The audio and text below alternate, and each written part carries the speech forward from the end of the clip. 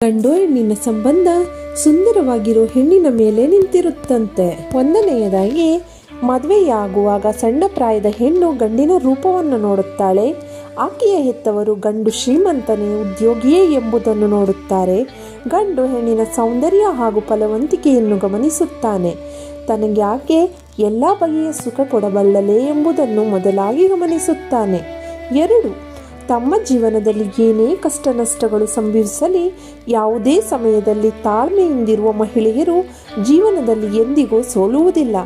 ತಾಳ್ಮೆ ಹೊಂದಿರುವ ಮಹಿಳೆಯನ್ನು ಮದುವೆಯಾಗುವ ಪುರುಷನು ಯಾವಾಗಲೂ ಯಶಸ್ಸನ್ನು ಪಡೆಯುತ್ತಾನೆ. 3, ಹಣವಿಲ್ಲದ ಪುರುಷನನ್ನು ವೇಶ್ಯೆ ತೊರೆಯುತ್ತಾಳೆ, ಆದರೆ ಹೆಂಡತಿ ತೊರೆಯುವುದಿಲ್ಲ. ಆದರೆ ವಿವಾಹೇತರ ಸಂಬಂಧ ಇಟ್ಟುಕೊಂಡು ಮೋಸ ಮಾಡುವ ಗಂಡನನ್ನು ಹೆಂಡತಿ ಕೂಡ ತೊರೆಯುತ್ತಾಳೆ. ಮೊದಲ ಆತನನ್ನು ಸರಿಪಡಿಸಲು ಯತ್ನಿಸುತ್ತಾಳೆ.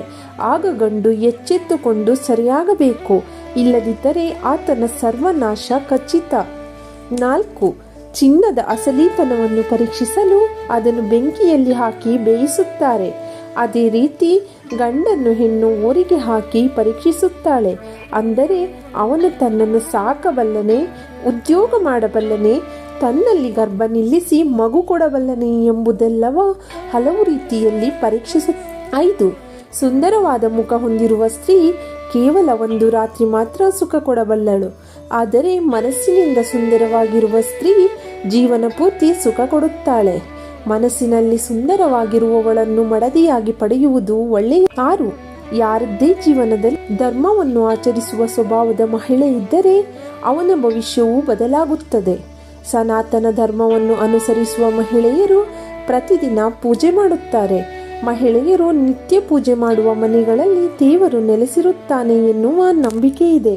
ಹಾಗಾಗಿ ಈ ರೀತಿಯ ಮಹಿಳೆಯರ ಕಾರಣದಿಂದ ಪುರುಷನ ಜೀವನದಲ್ಲಿ ಎಲ್ಲ ಸಮಸ್ಯೆಗಳು ದೂರವಾಗುತ್ತವೆ. 7, ಕೋಪವು ಪುರುಷನ ಶತ್ರು ಎಂದು ಹೇಳಲಾಗುತ್ತದೆ. ಆದ್ದರಿಂದ ಶಾಂತ ಮಹಿಳೆ ಎಲ್ಲ ರೀತಿಯಲ್ಲೂ ಮನೆಯನ್ನು ನೋಡಿಕೊಳ್ಳುತ್ತಾಳೆ. ಶಾಂತಿಯುತ ಮನೆಗಳಲ್ಲಿ ದೇವರು ನೆಲೆಸುವ ಕಾರಣ ಯಾವುದೇ ಸಮಸ್ಯೆ ಆಗುವುದಿಲ್ಲ.